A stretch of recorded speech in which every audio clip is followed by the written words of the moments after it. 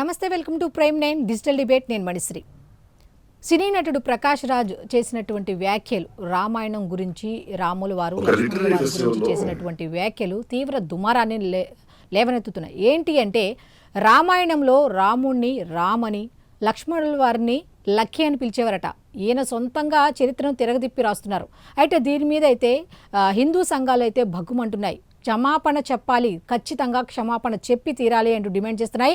అయితే ప్రకాష్ రాజ్ కూడా దీని మీద స్పందించడం జరిగింది. నన్ను కావాలని ఈ విధంగా టార్గెట్ చేస్తున్నారు తప్ప నేనైతే రామాయణాన్ని గురించి నేను చెడుగా అయితే ఎక్కడా మాట్లాడలేదు అంటూ కూడా ఆయన చెప్పుకుంటూ వచ్చారు. అయితే ఇదే అంశంపై చర్చించేందుకు ఈరోజు మనతో ఉన్నారు కొట్టే మల్లికార్జున్ గారు, ఫిల్మ్ యాక్టర్ అండ్ బీజేపీ నాయకులు. సార్ నమస్తే అండి.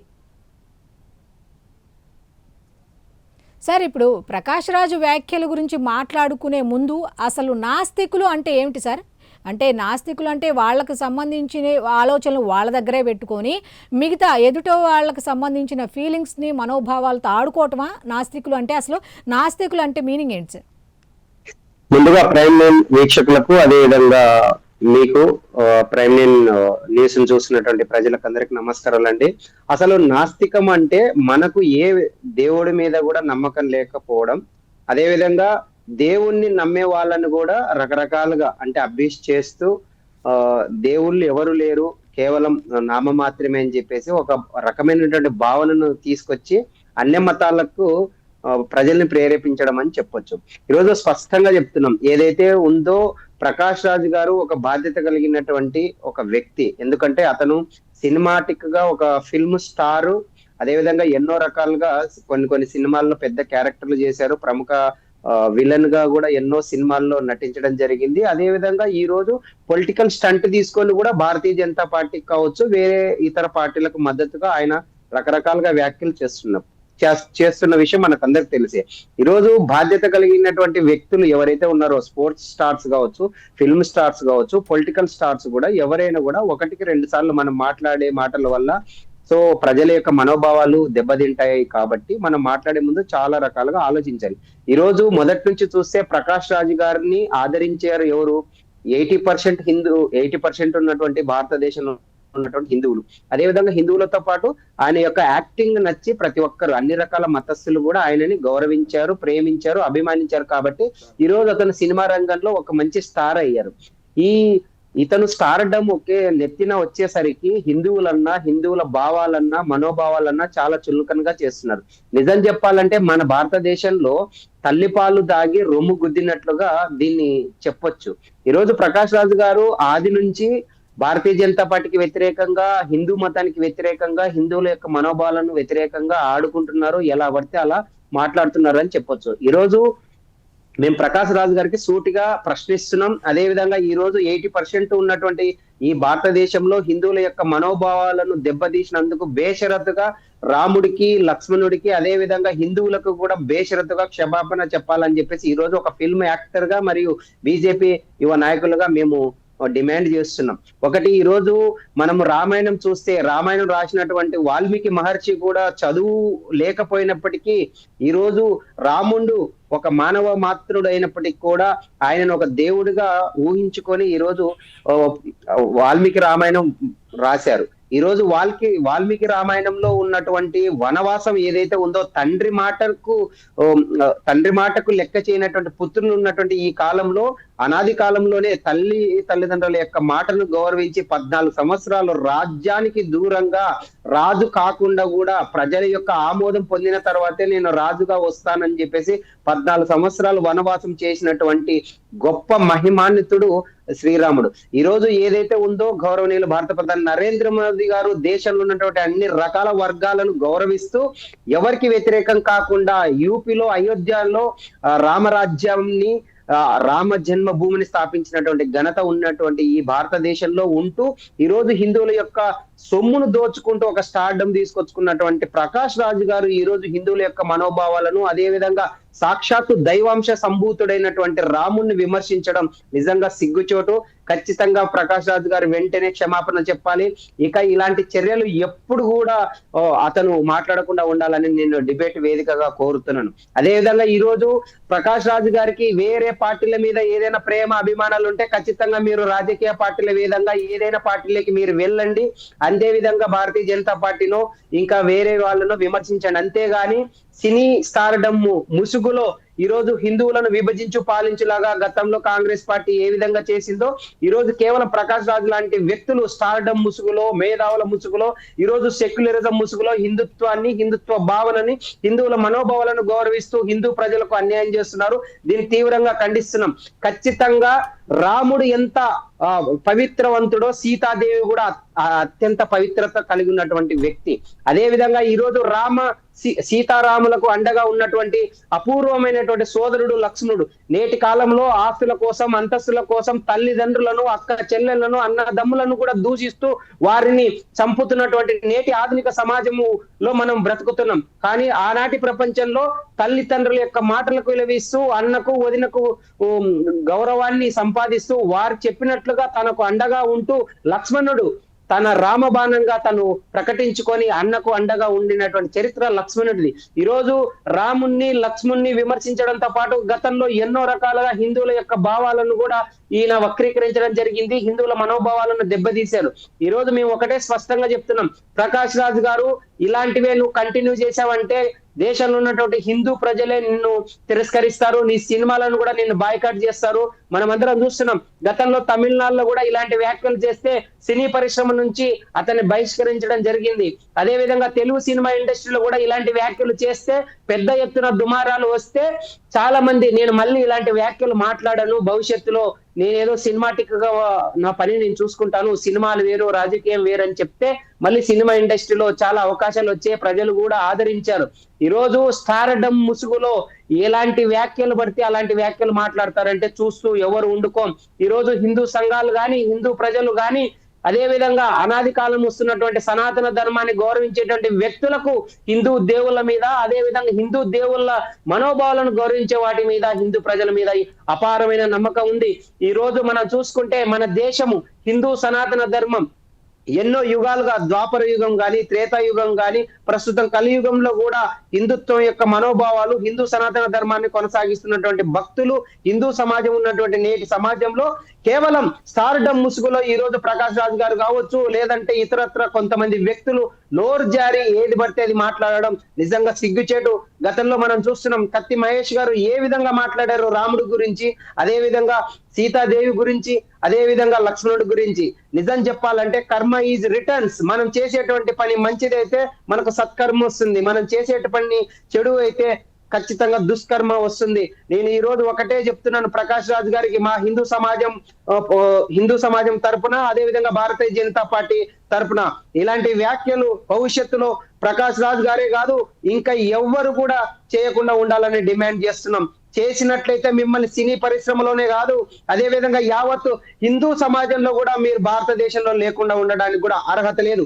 ఈ దేశంలో ఉంటూ, ఈ దేశంలో ఉన్నటువంటి ప్రజల యొక్క సొమ్మును తీసుకుంటూ, దోచుకుంటూ ఈ రోజు హిందూ సమాజం మీద వక్రీకరిస్తూ హిందూ సమాజాన్ని విభజించు పాలించులాగా మాట్లాడడం నిజంగా సిగ్గుచేటు మేడం. ఈ రోజు ప్రకాష్ రాజ్ గారి వ్యాఖ్యలు ఏవైతే ఉన్నాయో వాటిని మేము తీవ్రంగా ఖండిస్తున్నాం. బేషరతుగా ఇప్పటికిప్పుడు క్షమాపణలు చెప్పాలని కోరుకుంటున్నాం. ఇప్పుడు ఉత్తరాది వలస కూలీలు అంటూ రామలక్ష్మణుల గురించి ఆ విధంగా చెప్పి, తర్వాత దక్షిణాది గిరిజనుడు అంటూ రావణాసురుడు గురించి చెప్పడం వెనుక అసలు ప్రకాష్ రాజ్ యొక్క మోటో ఏంటి? అసలు సందేశం అసలు ఏం చెప్పాలనుకుంటున్నాడు? దాని వెనుక ఏముందంటారు? ప్రకాష్ రాజ్ గారు ఒక మేధావి యొక్క ముసుగులో, ఒక సినీ గ్లామర్ ముసుగులో, ఒక సినీ ఇండస్ట్రీ పర్సన్ ముసుగులో ఈ రోజు కాంగ్రెస్ పార్టీకో లేదంటే ఇతర రకాల పార్టీకో కొమ్ము కాస్తున్నారని చెప్పేసి స్పష్టంగా చెప్పొచ్చు. ఈ రోజు సోషల్ మీడియాలో ప్రకాష్ రాజ్ గారిని, అతని పేరు ప్రకాష్ రాజ్ కాదు, పాకిస్తాన్ రాజ్. ఈ రోజు పాకిస్తాన్ లాంటి దేశానికి, ఆఫ్ఘనిస్తాన్, ఇరాన్, ఇజ్రాయెల్ లాంటి ఒక కమేని ఎంతో మంది ముస్లిం మహిళలు, బురకా వేసుకున్న మహిళలు బురకాని స్వేచ్ఛగా తీసేసి ఇరాన్, ఇజ్రాయెల్ లో మాకు స్వాతంత్రం వచ్చిందని ఆ రోజు అక్కడ ఇరాన్, ఇజ్రాయెల్ మహిళలు సాక్షాత్ మీడియా ముఖంగా పేర్కొంటే ఖమేని లాంటి ఖలిస్తాన్ ఉగ్రవాదులకు మద్దతు తెలిపినటువంటి నేర చరిత్ర, ఉగ్రవాద చరిత్రను ప్రోత్సహిస్తున్నటువంటి చరిత్ర ప్రకాష్ రాజ్ గారి. ఇలాంటి వాళ్ళని నిజంగా చెప్పాలంటే దేశ బహిష్కరణ చేయాలి. ఈ రోజు మన భారతదేశంలో ఉంటూ, మన సొమ్ము తింటూ, మన ఇండస్ట్రీలోనే పని చేసుకుంటూ, అదే విధంగా ఈ రోజు భారతదేశంలో ఉన్నటువంటి హిందూ ప్రజల మీద మాట్లాడడానికి ఎంత దమ్ము ఉండాలని చెప్పేసి ప్రకాష్ రాజ్ గారిని హెచ్చరిస్తున్నాం. ఖచ్చితంగా నిన్ను ఖచ్చితంగా హిందూ ప్రజలు నిన్ను భారీ ముట్టడి చేస్తారు. నీకు సినిమా ఇండస్ట్రీలో నుంచే కాదు, దేశ బహిష్కరణ కూడా చేసే రోజు ఒక రోజు వస్తుంది. ఈ రోజు మేము స్పష్టంగా ఒకటే చెప్తున్నాం మేడం, వీళ్ళకి ఏదైనా మోటో వేరే కంట్రీలో ఉన్నటువంటి వేరే దేశాలు వీళ్ళకి మోటోని ఇస్తున్నాయా, లేదంటే స్వపక్షంలో విపక్షంలాగా దేశంలోనే ఉన్నటువంటి కొంతమంది ఉగ్రవాద మతోన్మాదం కలిగినటువంటి వాళ్ళు సెక్యులరిజం ముసుగులో హిందూ భక్తులను కావచ్చు, హిందువులను కావచ్చు, హిందూ మనోభావాలను గౌరవించకుండా విభజించు పాలించులాగా దేవాలయాల మీద, గుళ్ళ మీద ధ్వంసం చేస్తూ హిందూ మనోభక్తుల మీద విద్వేషం చిమ్మాలి, హిందూ దేవుళ్ళ మీద విద్వేషం చిమ్మాలని మీకు ఎవరైనా చెప్పారా? సో మీడియా ముఖంగా చెప్పాలని చెప్పి మేము కోరుతున్నాం మేడం. ఈ రోజు రాజకీయ పార్టీలకు అతీతంగా ప్రకాష్ రాజ్ గారి వ్యాఖ్యలను ఖండించాలని చెప్పి నేను కోరుతున్నాం. ఎక్కడో పాకిస్తాన్ లలో, ఆఫ్ఘనిస్తాన్ లలో, ఇరాన్ లలో, ఇజ్రాయెల్ లలో అమెరికా యుద్ధం చేస్తే అక్కడ చనిపోయినటువంటి ఖమేనికి ఈ రోజు మద్దతు తెలుపుతున్నారు మన ఇండియాలో ఉన్నటువంటి కొంతమంది ఉగ్రవాద మతోన్మాద ప్రేమికులు. ఈ రోజు జమ్మూ కాశ్మీర్ లో ఉన్నటువంటి కొంతమంది ముసల్మాన్స్ కావచ్చు, ఇతరత్ర ముస్లిమాన్ కావచ్చు, భారతదేశంలో ఎన్నో సంఘటనలు జరిగి మహిళలు కావచ్చు, ప్రజలు కావచ్చు ఈ రోజు అన్యాయమై ఆక్రందనలతో ఎన్నో రకాలుగా ఇబ్బంది పడుతుంటే తింటూ, ఈ దేశంలో సంక్షేమ పథకాలు తింటూ, ఈ రోజు దేశంలో ఎవరికన్నా ప్రజలకు కానీ ఇంకెవరికన్నా కానీ అన్యాయం జరిగితే, ఏదైనా ఉగ్రవాద దాడులు జరిగితే ఎవరికి ఈ రోజు మాట్లాడరు. ఎక్కడో ఖలిస్తాన్ సంబంధించినటువంటి ఖమేనీ చనిపోతే ఇక్కడ చర్యలు చూస్తున్నాం మనము. వారికి ర్యాలీలు తెలుపుతూ అదే విధంగా శాంతి జపం చేస్తున్నారు. నేను ఒకటే స్పష్టంగా చెప్తున్నాం, భారతదేశం ఏక్ భారత్ శ్రేష్ఠ భారత్ లాగా ప్రస్తుత కేంద్ర ప్రభుత్వం పరిపాలిస్తుంటే ఈ రోజు జమ్మూ కాశ్మీర్ లో ఎక్కడో కమ్యూనిటీలో చనిపోయినటువంటి ఖలిస్తాన్ ఉగ్రవాదికి శాంతి చర్చలు జరిపే విధంగా ఈ రోజు అతనికి మద్దతుగా ర్యాలీలు చేస్తారు. మనం పక్కనే ఉన్నటువంటి తెలంగాణలో కూడా శాంతి ర్యాలీలు చేశారు. అదే విధంగా ఆంధ్రప్రదేశ్ లో మచిలీపట్నంలో కూడా ర్యాలీ చేసి ఆ రోజు ఖలిస్తాన్కి కూడా మద్దతు తెలపడం నిజంగా సిగ్గుమాలిన చర్య, సిగ్గుచేటు. ఇలాంటి వాళ్ళందరూ నేను మీడియా ముఖంగా కూడా చూశాను మేడం. భారతదేశంలో ఉంటాం, భారతదేశ సంక్షేమ పథకాలు తింటాం, భారతదేశానికి వ్యతిరేకంగా పనిచేసే వాళ్ళకే మేము మద్దతుగా పలుకుతాం. మేము ఇండియాలోనే ఉంటాం, ఇండియా సొమ్మును అడ్డదిడ్డంగా దోచుకుంటాం, తింటాము, వేరే దేశాలకు మద్దతు తెలుపుతాం. అలాంటి వాళ్ళందరూ దేశంలో ఉండాల్సిన అవసరం లేదు.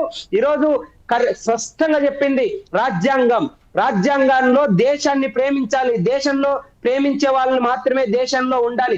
దేశాన్ని ప్రేమించలేని వాళ్ళు, దేశాన్ని దేశించలేని వాళ్ళు ఈ దేశంలో ఉండనక్కర్లేదు. మనం చూస్తున్నాం మేడం, డాక్టర్ బిఆర్ అంబేద్కర్ గారు రాజ్యాంగంలో ఏం చెప్పారు?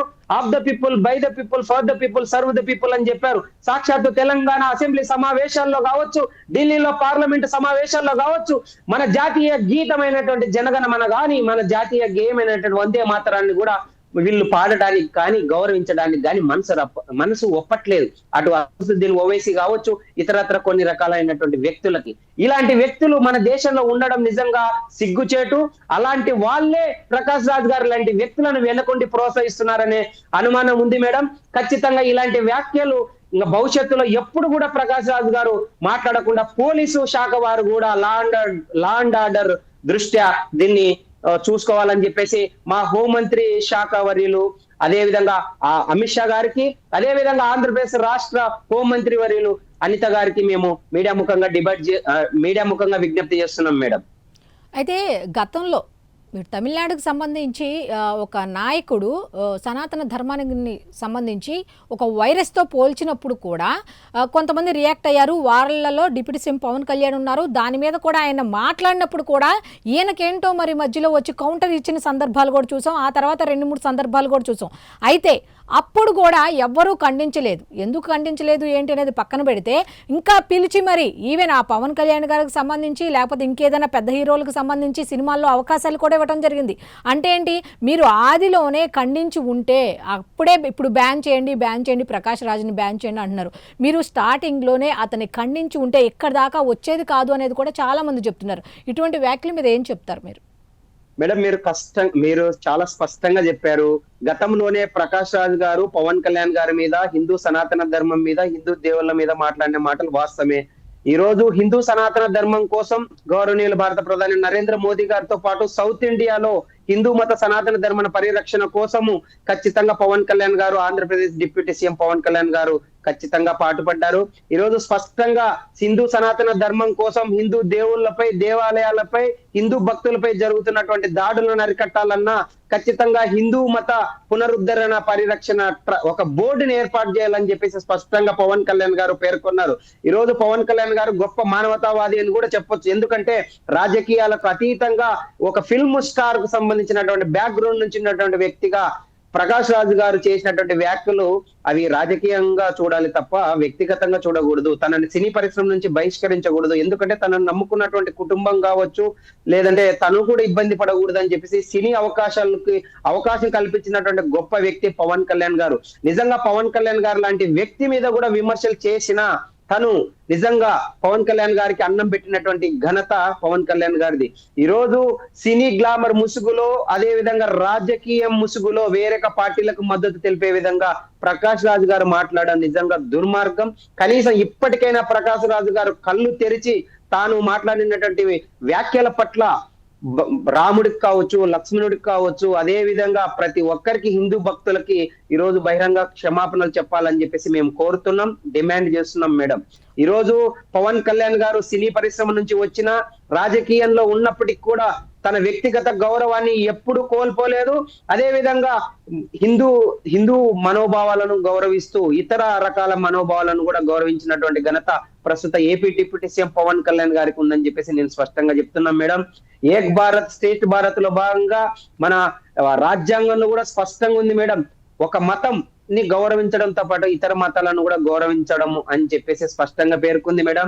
ఈ రోజు సెక్యులరిజం ముసుగులో హిందువులను, అదే విధంగా క్రిస్టియన్స్ ను, ముస్లింలను విభజించు పాలించు సిద్ధాంతం ద్వారా ఓట్లని గాలం వేసి అధికారంలోకి రావాలని కళ్ళబొల్లి కబుర్లు చెప్తున్నటువంటి కాంగ్రెస్ పార్టీ కావచ్చు, ఇండియా అలయన్స్ కాంగ్రెస్ పార్టీ నాయకులు కూడా చేస్తున్నటువంటి చేష్టలను ప్రజలు గమనిస్తున్నారు మేడం. మీరు అన్నట్లు గతంలో డిఎంకే ప్రభుత్వానికి సంబంధించినటువంటి డిప్యూటీ సీఎం ఉదయనిధి స్టాలిన్ గారు కూడా చాలా స్పష్టంగా హిందూ మనోభావాలను విమర్శించడం జరిగింది. ఈ రోజు మల్లికార్జున్ గారు, ఇప్పుడు డీలిమిటేషన్ కి సంబంధించి కూడా ఉత్తర భారతదేశం, దక్షిణ భారతదేశం అనే దాన్నే తీసుకొచ్చారు. ఇప్పుడు ఈవెన్ రామాయణంలో కూడా ఉత్తర భారతదేశం, దక్షిణ భారతదేశం అనే అంశాన్ని తీసుకొస్తున్నారు. అంటే ఏంటి, దేశాన్ని ముక్కలు చేయాలి లేదా దేనికది సపరేట్ చేయాలన్న ఉద్దేశంతో ఏమన్నా ప్రకాష్ రాజ్ గారి వ్యాఖ్యలు ఉన్నాయా? అసలు ఏమిటి అంటే ఆంతర్యం ఏమని చెప్పొచ్చు మేడం? ప్రకాష్ రాజ్ గారి వ్యాఖ్యలు గాని, డిఎంకే వ్యాఖ్యలు గాని చూస్తుంటే గతంలో చాచా నెహ్రూజీ ఎప్పుడైతే జమ్మూ కాశ్మీర్ కి ఇచ్చేయడము, లేదంటే పాకిస్తాన్ కి ఇవ్వడము, లేదంటే చైనాకి ఇవ్వడము ఏదైతే చేశారో వాటిని మళ్ళీ కొనసాగించే విధంగా చేస్తున్నారని స్పష్టంగా చెప్పొచ్చు. ఇదే డీలిమిటేషన్ గురించి మాట్లాడేటువంటి కాంగ్రెస్ పార్టీ నాయకులు గాని, అదే విధంగా ఇండియా అలయన్స్ పార్టీ నాయకులు ఏదైతే ఉందో తమిళనాడులో ఉన్నటువంటి డిఎంకే పార్టీ గాని, అదే విధంగా వెస్ట్ బెంగాల్లో ఉన్నటువంటి టిఎంసి పార్టీ గాని, కేరళలో ఉన్నటువంటి సిపిఎం పార్టీలు గాని, అదే విధంగా తెలంగాణలోను మరియు కర్ణాటకలోను అధికారంలో ఉన్నటువంటి కాంగ్రెస్ పార్టీ కావచ్చు, ఇతర బీఆర్ఎస్ పార్టీ కావచ్చు, ఇతర పార్టీ నాయకులు కూడా స్పష్టంగా తెలుసుకోవాల్సిన విషయం ఒకటి ఉంది.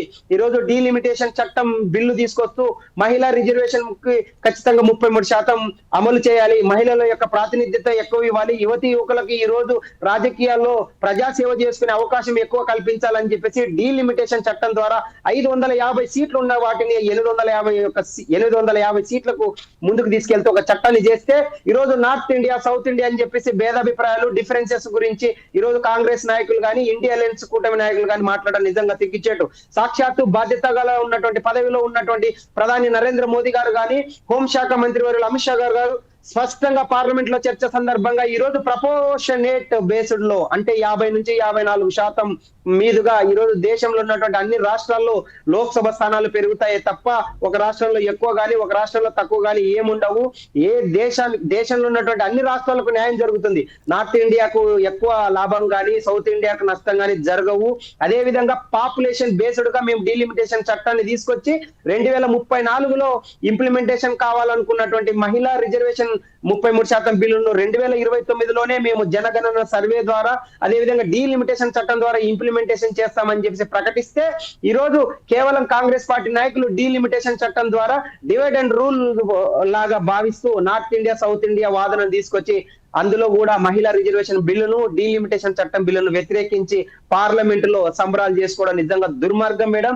ఈ రోజు ఒక్కసారి చరిత్రను గమనిస్తే ప్రకాష్ రాజ్ గారు కాంగ్రెస్ పార్టీ నాయకులు కావచ్చు, ఇతర పార్టీ నాయకులు గతంలో సేమ్ 1971 చట్టం, కుటుంబ నియంత్రణ చట్టం ప్రకారం అప్పటి పిఎం ఇందిరాగాంధీ గారు కూడా హిందువుల యొక్క మనోభావాలను గౌరవించకుండా హిందూ మహిళల ఉద్దేశంతో దేశ జనాభాను తగ్గించి కేవలం మైనారిటీ జనాభాను పెంచాలనే ఉద్దేశంతో హిందువుల జనాభాలను తగ్గించినటువంటి హీన చరిత్ర కాంగ్రెస్ పార్టీకి ఉంది. ఈ రోజు మల్లికార్జున్ గారు, ఇప్పుడు మన వర్షన్ ప్రకారం అయితే ఇప్పుడు డీలిమిటేషన్ ఇవన్నీ ఎట్లాగా సపరేట్గా చేసుకుంటూ వచ్చారు, ఇదన్నీ పక్కన పెడితే ఇప్పుడు ఏం చెప్పేది ప్రకాష్ రాజు వర్షన్ ఏంటంటే ఇది ఎప్పుడో ఈ వ్యాఖ్యలన్నీ కూడా నేను జనవరిలో చేశాను, ఇప్పుడు కావాలని ఇప్పుడెందుకు రైజ్ చేస్తున్నారు అనేది కూడా తను మాటల్ని తప్పుపడుతున్నారు. అంటే నేను కూడా ఖచ్చితంగా ఫుల్ వీడియో మీరు అందరు చూసి ఉండరు, కావాలని చిన్న చిన్న ముక్కలు కట్ చేసి కావాలని ఇదంతా చేస్తున్నారు అని ప్రకాష్ రాజు అంటున్నారు. మరి ఆయన మాటల్ని వ్యాఖ్యల్ని ఏ విధంగా తీసుకొచ్చంటారు?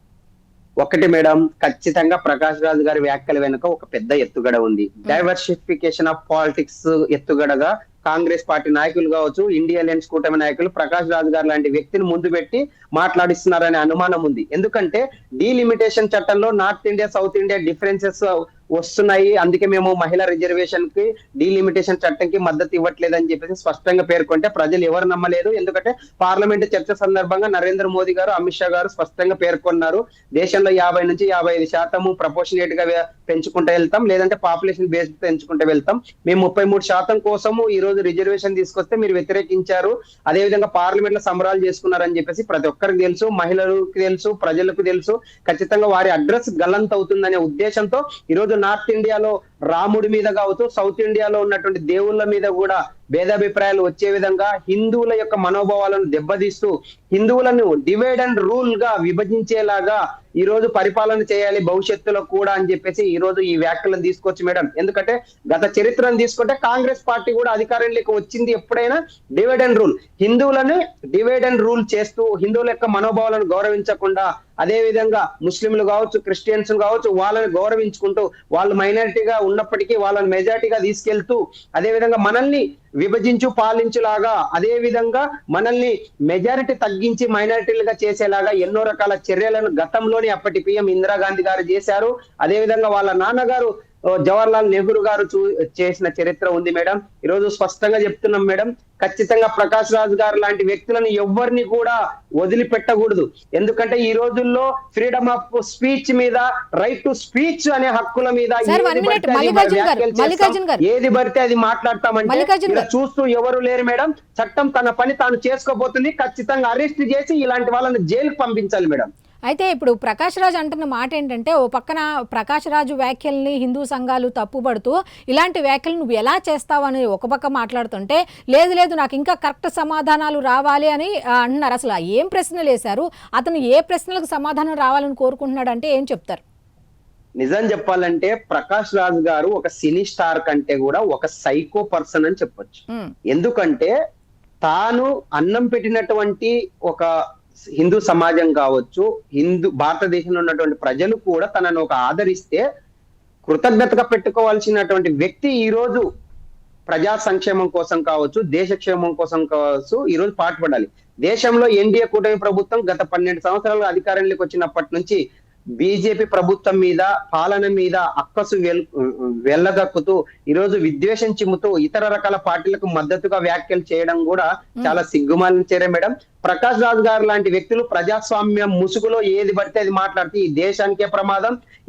ఈ దేశంలో ఉన్నటువంటి అన్ని రకాల యొక్క మతాలను గౌరవిస్తూ, హిందూ మతం యొక్క భావం కూడా గౌరవిస్తూ ఈ రోజు ప్రజాస్వామ్యం ముసుగులో ఈ రోజు మాట్లాడతామంటే తప్పు మేడం. ఈ రోజు అన్ని రకాల వర్గాలను ప్రస్తుత ప్రభుత్వం గౌరవించుకుంటూ పోతుంది. రాజకీయాలకు అతీతంగా ఈ వ్యాఖ్యలను ప్రతి ఒక్కరు మేడం, భారతీయ జనతా పార్టీ ఒకటే కాదు, హిందూ సంఘాలు కావచ్చు, విహెచ్పి కావచ్చు, బజరంగ్ దళ్ కావచ్చు, అదే విధంగా అనేక రకాల సంఘాలు కూడా ఖండిస్తూ, అదే విధంగా ముఖ్యంగా మేడం సామాన్య ప్రజానికం ఈ రోజు ధర్నాలు చేస్తూ ప్రకాష్ రాజ్ గారిని ఈ రోజు బహిరంగంగా శిక్షించాలి, బహిరంగ క్షమాపణ చెప్పాలని కోరుకుంటున్నాయి మేడం. ఈ రోజు మేము మీడియా ముఖంగా ఒకటే చెప్తున్నాం, దేశంలో సెలబ్రిటీల హోదాలో ఏది పడితే అది బయటకు వచ్చి మేము మాట్లాడతాం. ఫండమెంటల్ రైట్ ఇది, డెమోక్రటిక్ కంట్రీ ఇది.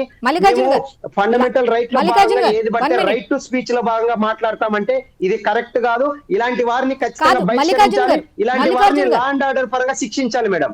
ఇప్పుడు చివరిగా ఒక ప్రశ్న, ఇక ఏంటంటే జనరల్గా ఇప్పుడు మతపరమైన లేకపోతే ఇంకా ఉన్నాయి కదా మిగతా విషయాలనే కాకుండా సెలబ్రిటీస్ అందరూ కూడా మూకుమ్మడిగా ఒకళ్ళ తర్వాత ఒకళ్ళు ఇక రకరకాలుగా ఇప్పుడు భారతీయ సంస్కృతి కానీ లేకపోతే సంప్రదాయాలు కానీ కేవలం హిందువులు లేకపోతే సనాతన ధర్మం ఇవి మాత్రమే టార్గెట్ చేయడానికి గల మెయిన్ కారణాలు ఏంటి? సెలబ్రిటీ అంటే సమాజానికి ఏదైనా మంచి చేయాలి లేకపోతే మంచి మాట్లాడాలన్న ఉద్దేశం నుంచి పక్కదోవ పట్టే విధంగా ఎందుకు ఇలా కేవలం హిందువుల మనోభావాలు దెబ్బతినేలా మాత్రమే ఎందుకు మాట్లాడుతున్నారు అంటే ఏం చెప్తారు? నేను ఒకటి మేడం, ఇలాంటి సంఘటనలు ఇప్పుడే కాదు మేడం, గతంలో కూడా చాలా మంది మేధావుల యొక్క ముసుగులో, సెలబ్రిటీల యొక్క ముసుగులో ఓన్లీ హిందూ మతం మీదనే, హిందూ సనాతన ధర్మం మీదనే, హిందూ భక్తుల మీదనే, హిందూ దేవుళ్ళ మీదనే, ఆలయాల మీదనే దాడి జరిగినా కూడా ఎవ్వరు వాటిని ఖండించలేదు మేడం. వాటిని ఖండించకపోగా హిందువులను డివైడ్ అండ్ రూల్ లాగా ఏ విధంగా వ్యాఖ్యలు చేయాలో ఆ విధంగా వ్యాఖ్యలు చేస్తూ ఇతర మతాలకు మద్దతుగా మాట్లాడడం నిజంగా సిగ్గుచేటు మేడం. ఈ రోజు నేను ఒకటే చెప్తున్నాం, ఇలాంటి వాళ్ళు అంటే మేధావుల యొక్క ముసుగులో సినీ సెలబ్రిటీలు కావచ్చు, లేదంటే ఇతర సెలబ్రిటీల ముసుగులో, సెక్యులరిజం ముసుగులో హిందూ భక్తుల మీద, హిందూ దేవాలయాల మీద, హిందువుల యొక్క మనోభావాల మీద చర్యలు మాట్లాడడం నిజంగా సిగ్గుచేటు. ఈ రోజు సెక్యులరిజం ముసుగులో ఒక ముస్లిం గా ఉన్నప్పుడు, ఒక క్రిస్టియన్ గా ఉన్నప్పుడు ఒక హిందువుల మీదనే ఎందుకు బలవంతంగా సెక్యులరిజం ని రుద్దుతున్నారు అనేది ఈ రోజు దేశ ప్రజలందరూ గమనించాలి. ఇలాంటి వ్యాఖ్యలను ఖండించాలి. ఒకటి మేడం, సెక్యులరిజం అంటే అసలైన అర్థము ఇలాంటి మేధావులందరూ చెప్పాలి. సెక్యులరిజం అంటే కేవలం హిందూ మతాన్ని, హిందూ దేవాలయాలని, హిందూ గుళ్ళని కూలగొడుతూ, అదే విధంగా హిందూ దేవుళ్ళ మీద అవమానిస్తూ, హిందూ భక్తులను గౌరవించకుండా వాళ్ళని తిట్టడము, అదే విధంగా గౌరవపరచడమా అనేది ఈ రోజు చెప్పాలి. సెక్యులరిజం అంటే అసలైన అర్థం హిందూ మతాలతో పాటు ఇతర మతాలను కూడా గౌరవించడం మేడం. కానీ ప్రస్తుతం కొంతమంది మేధావులు సెక్యులరిజం అంటే కేవలం హిందూ మతాన్నే తిడుతూ, హిందూ దేవుళ్ళనే తిడుతూ, హిందువుగా ఉన్నటువంటి భక్తులను, హిందూ ప్రజలను విభజించి పాలించి ఇతర మతాలకు కొమ్ము గాయడం మేడం. ఈ రోజు ఇలాంటి వ్యాఖ్యలు అదే ఏ ముస్లింల మీదనో, ఏ మహమ్మద్ ప్రవక్త మీదనో, ఏ క్రిస్టియన్స్ మీదనో, ఏ జీసస్ క్రైస్ట్ మీదనో జరిగితే హిందూ సమాజంలో ఉన్నటువంటి కొంతమంది మేధావులు బయటకు వచ్చి సెక్యులరిజం గురించి బలవంతంగా రుద్దేవాళ్ళు మేడం. కేవలం హిందువుల మీద, హిందూ భక్తుల మీద, హిందూ దేవాలయం మీద, హిందూ దేవుల మీద ఎంతమంది వ్యక్తులు మేధావుల ముసుగులో వ్యాఖ్యలు చేసినప్పటికీ కూడా ఎవ్వరూ మాట్లాడరు మేడం. మన ఇండియాలో సెక్యులరిస్టుల కంటే సూడో సెక్యులరిస్టులు ఎక్కువైపోయారు మేడం. సూడో సెక్యులరిస్టులు సెక్యులరిజం ముసుగులో హిందువుల మీద దాడి చేస్తున్నారని చెప్పి స్పష్టంగా చెప్పొచ్చు మేడం. ఇలాంటి వ్యాఖ్యలను మేము తీవ్రంగా ఖండిస్తున్నాం మేడం. రాబోయే రోజుల్లో ఇలాంటి వ్యాఖ్యలు ఎవరు చేసినా కూడా చట్టం తన పని తాను చేసుకుని పోయి శిక్షించాలని చెప్పి మనస్ఫూర్తిగా కోరుకుంటున్నాం madam. Okay, thank you Mallikarjun గారు.